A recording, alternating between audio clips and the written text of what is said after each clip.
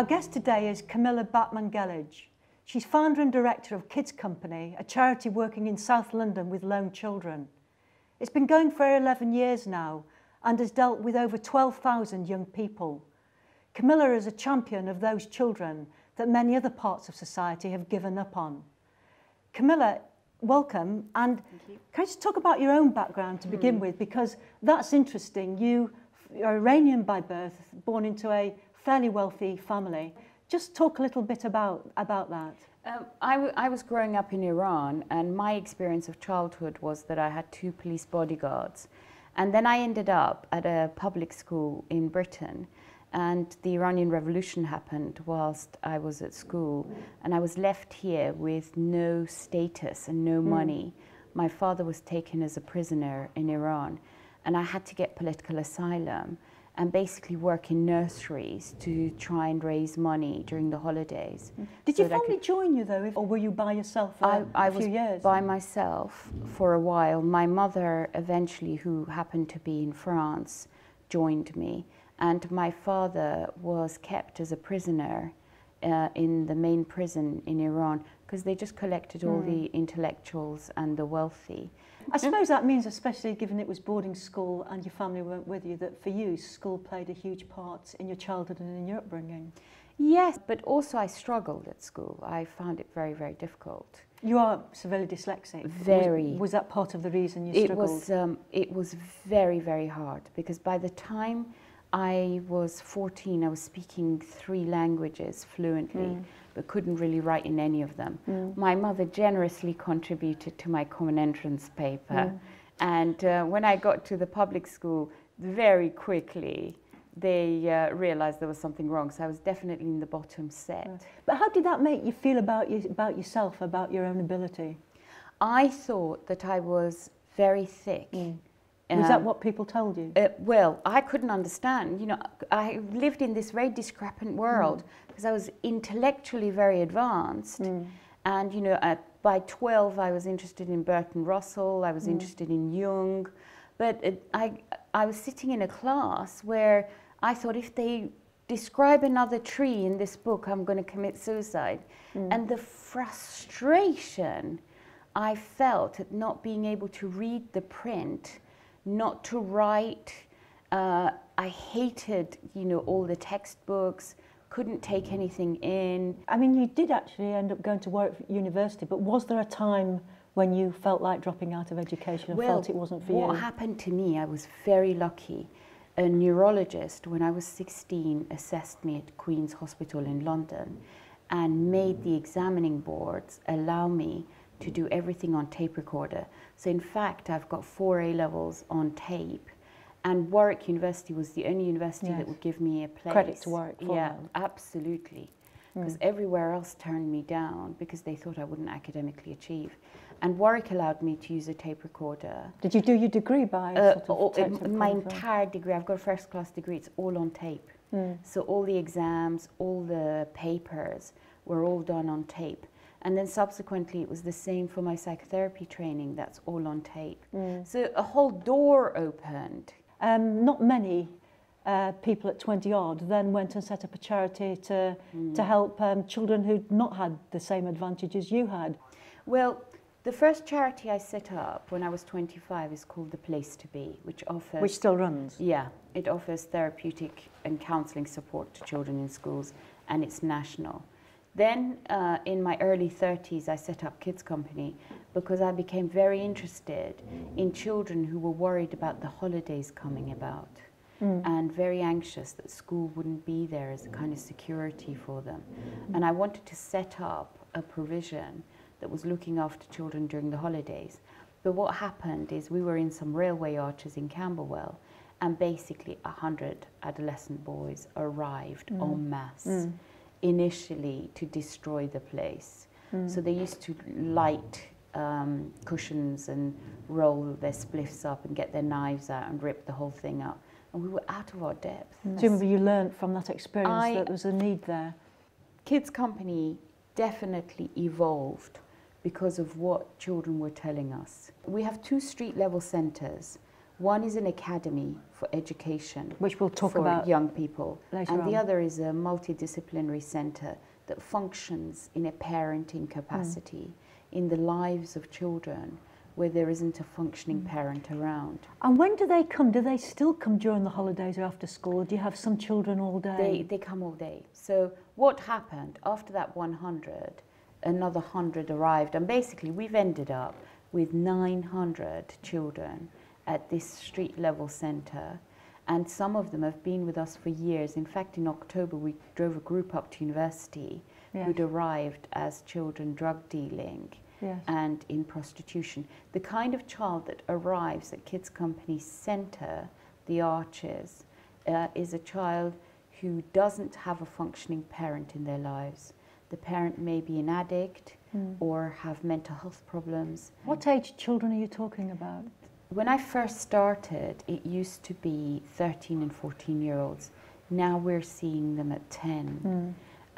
And we're seeing kids who are recruited by drug dealers to actually carry drugs between dealers. And they're threatened. You know, boys, 11, 12, 13-year-old boys are arriving, describing the barrel of a gun put down their throat and threatened. Even, people pull the trigger, but there's just no bullet inside. And how did you switch it from being a place where 100 young boys turn up and want to burn it down to being a place where thousands of children turn up and see it as a sanctuary? Because I discovered that the thing that was missing the most in these children's lives was love and loving care. And I know this culture is very ashamed of talking about love openly, but actually what these children were suffering from is that they had no attachment figure in their lives. And because they were so abandoned, so neglected and so abused, they'd shut down their capacities to feel. So they were walking around kind of lethally cold, emotionally numb, capable of great harm. And because no one was treasuring them and no one looked forward to greeting them every day. They weren't special to anyone. Yeah, they felt that there was no point to living. But how did you make the breakthrough with them? Because these are deeply damaged young people. I began interviewing them individually on their own when I learnt the street language and how it all works. Did you go out into the street, or have you all depended on them coming to you? They all came. They poured in. Word of mouth spread. And they were pouring in, and we were offering 2 meals a day. So, lunchtime, you'd expect at least 100. Yes. Dinner, some 200 kids would pour in. And then one by one, I would take these kids and spend hours piecing their life stories together. And I've now written 400 of their life stories in my own archives. And that's when I discovered that actually there is no such thing as a criminal child. These children are so chronically abused and neglected that they're pushed towards criminality as a way of surviving. What about mental health as well? A lot of the material I've read about your centre, there's this emphasis on mental health, and I think as a society we're not good at picking up signs of mental health issues in children. Is that an issue that it's a very you come big across? problem. A third of the kids who come to our centres have significant mental health difficulties. They have psychosis because of their skunk use, and they use street drugs to self-medicate. For example, crack cocaine stops flashbacks of abuse. And these children, when they withdraw from crack, they begin to have night terrors and flashbacks. And they can't sustain the withdrawal, they go back on it.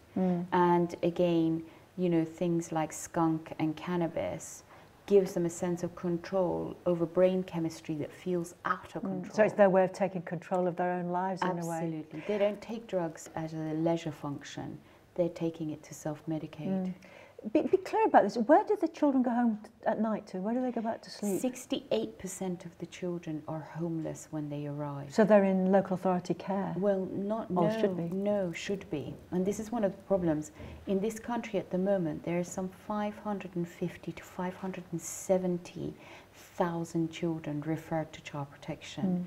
We're only able to take about 37,200 on the child protection register. So there's some 500,000 plus children left outside the doors of social services. And this is the hidden statistic. So what happens to these kids is they end up on people's floors. I've walked into squats. And these are children under 16, these are children, legally children. Absolutely. Yeah. Is it just capacity, or sometimes is it the attitude of those people who are in the system, in social services, who are meant to be dealing with these children? Why does it go so badly wrong for so many youngsters? I think that it's two things. It's underfunding, and it's a lack of a theory of mind. So long as this society believes that one set of children are simply morally flawed and they make poor moral choices, and therefore they're described as the criminals, and the rest of society is morally intact and should be protected against these bad children, we are thinking about it the wrong way. The truth is that it's adult irresponsibility, lack of adult investment, lack of prioritizing child protection, which is making children have to resort to savage and dangerous ways of surviving. I suppose what you seem to be saying is people who work in child protection should have backgrounds in health, in psychotherapy or in support. I mean, have we got the wrong skill set in the bit of our society that's meant to be looking after these children? I think we've got the wrong skill set. They're very dedicated social workers on the ground, but because they can't see themselves as resolving these children's difficulties because they're so under-resourced, the workers shut down their feeling repertoire a bit like the children to survive. So a child who's seeking compassion and kindness is coming across a worker who's also emotionally dead and exhausted. The whole structure needs an overhaul. I mean, I shouldn't be, as an agency, kids company, taking social services and mental health to court, to judicial review. In 1 year, I took them 34 times, won every single case. I take the point about capacity, but it does have to be more than that. I mean, they've got far greater budget than you've got. So it's more than money, isn't it? It is our approach as a society to how we're dealing with these children. Our approach. And I think the biggest barrier to educational attainment is not the quality of the teaching in the classroom. I think the quality of the teaching in the classrooms are actually really very high. It's the psychosocial conditions with which the pupil enters the school. You know, and we now know from brain research that if you've been neglected and you've been chronically traumatized, you find it very difficult to calm yourself down and to make room for learning to go in. Too much on your mind. There's too much on your mind, and not only that, you are hyper agitated. There's too much adrenaline in your system, too many stress chemicals. So you have a constant need for movement in a situation where people are telling you to sit down all the time. Sit down and sit still. Sit down, sit still and be quiet. Yeah. Do you do any work with families? Because I suppose there's a line of argument that says if you could solve the problem at family level, you wouldn't actually need either social services or you to intervene. Our first port of call is to do a home visit and find out what condition the child is living in and identify if there might be a carer in the child's life who could be strengthened to parent that child. And to give you an example, recently we found some children under the age of 11, 3 children with 2 drug-addicted parents. And we identified the grandmother as someone who could be helped by our staff to take care of the children.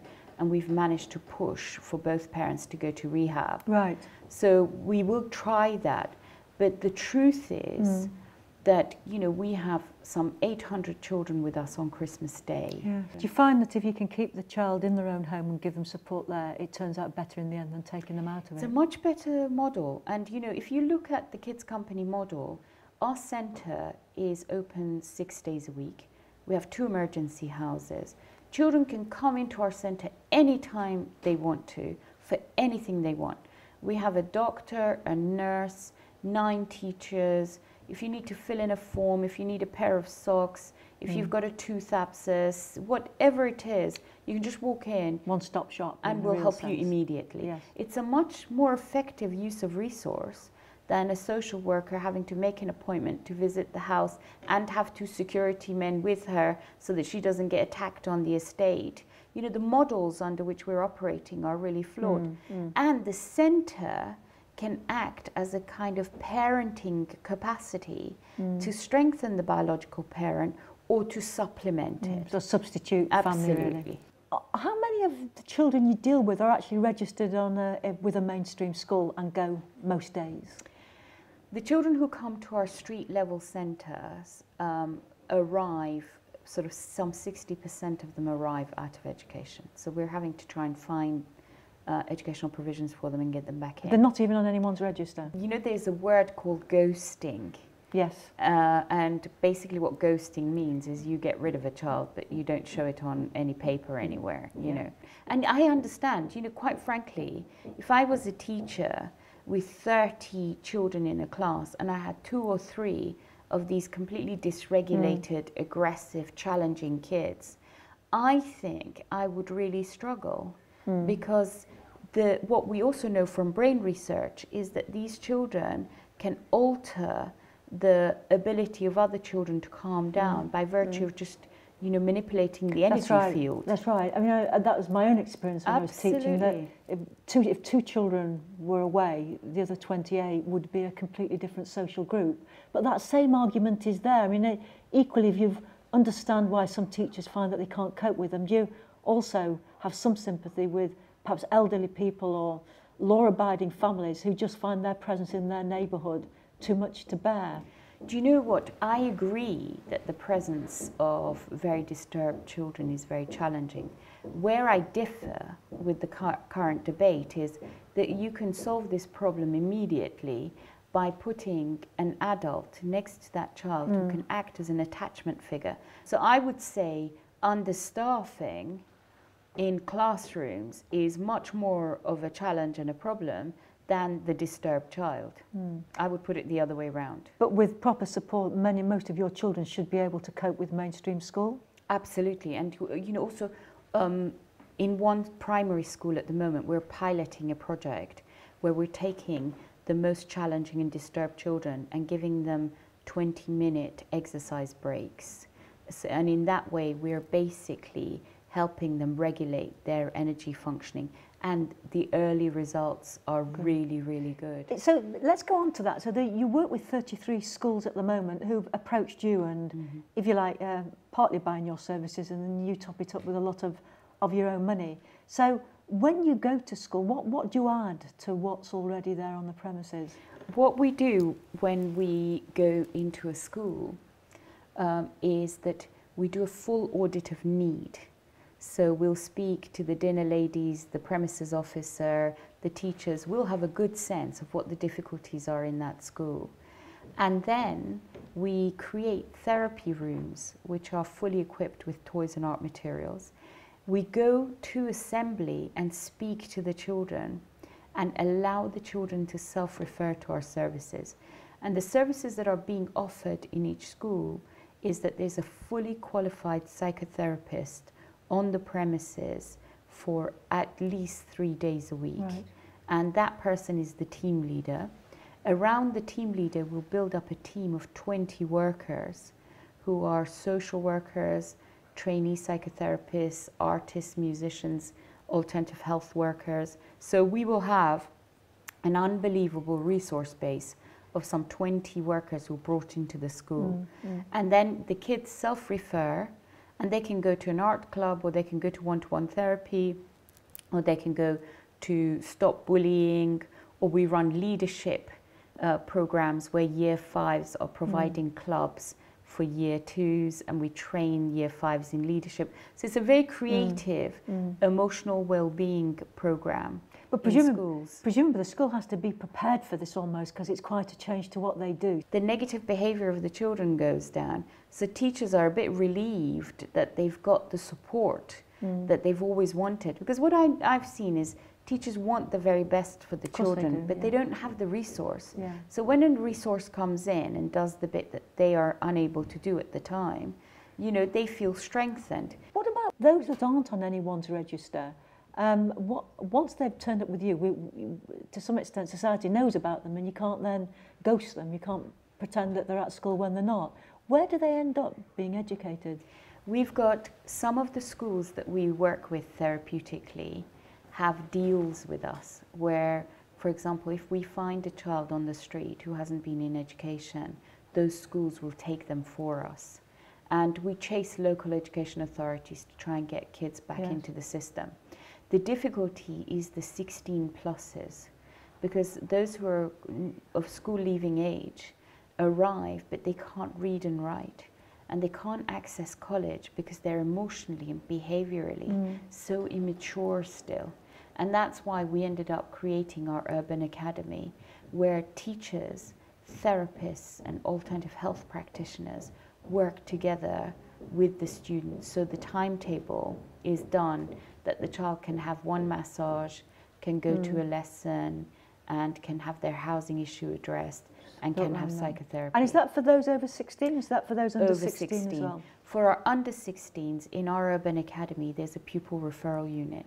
Right. Is that funded by the local authority? Some local authorities are buying places there, and we have an 85% reintegration rate back into mainstream. That's good. Yeah, that's really much higher than is normally the case. It is, because it's 34 normally. Yeah.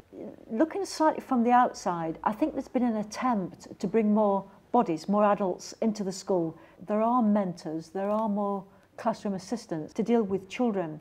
So it worries me a little bit that some schools have still not got this right. Is it a case of us not having sufficient of these extra adults in school to work with children? Or have we not actually targeted, again, the right set of skills that some children need? I think the right set of skills and the thinking, the lack of right kind of thinking is the point. For example, for the child who is physiologically dysregulated and disorganized, behavior modification isn't working, because what they need is someone to bring down their chemical arousal levels through an attachment relationship. But people don't understand why one method works with one child and why another doesn't, because there isn't a sophisticated enough thinking amongst the workforce because of the way they're being trained. Now, all the literature and the science of this is available in neuropsychiatry. And it's new research. This is a new area, isn't it? Very new area of research, but very robust area of research. But all the knowledge is still in clinics, and it's not filtering down to the workforce. So the workforce is not benefiting from the science, and it's still stuck in a kind of pseudo-Christian morality way of handling very disturbed children.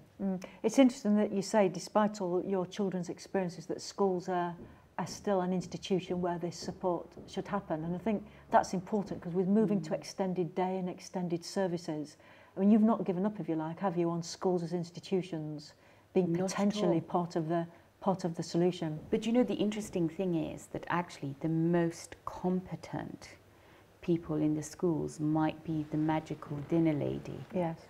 But can someone explain why this particular dinner lady happens to be so brilliant with the most disturbed children? That is the intellectual property that needs to be made visible. We need to dare to say that actually attachment, love, and compassion might be better tools of control than punishment and sanctions. That leads us into something I did want to raise with you. I suppose some of the children who you're talking about might be in gangs because it might be part of the security that they lack elsewhere in their life. If you're not naturally a violent child, you better join a gang and have the protection of other children and create the myth of danger and lethalness and take pictures with firearms and that kind of thing. The whole point of all this is that it's two sets of children wanting safety, but because they believe adults are incapable of providing safety for them, they've managed a system that perversely, through violence, ensures safety. And that is the issue. So we've got to, as a society, take responsibility for reducing violence. It's interesting, you said you raised £40 million for Kids Company so far. And I know that you still got money to raise. There's real threats over the organisation about funding for next year. You know, should you be mainstream? Should the state, the local authorities, should they be doing what you're doing? Or is part of the attraction of your organisation for kids is that you're not the state, you're not the system?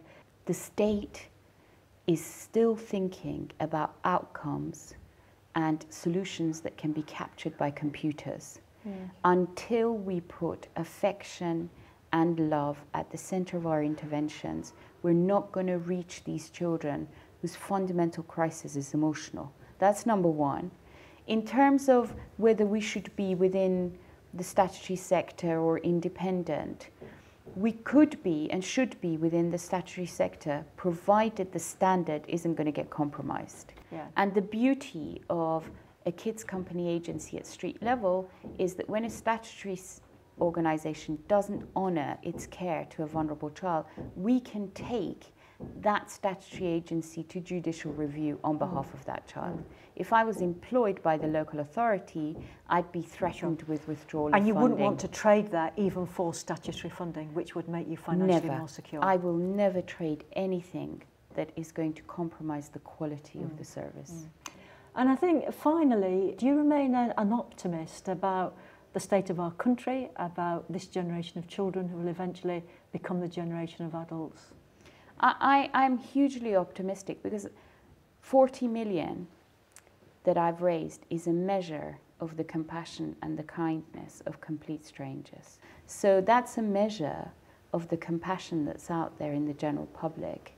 I think my job is to strengthen that kind of thinking by changing the debate in the media and by making the information available to the public so that they understand the duty left to the adults of this country is one of child protection, not one of locking up children. Camila, thank you for what you do, and thank you for being with us today. Thank you.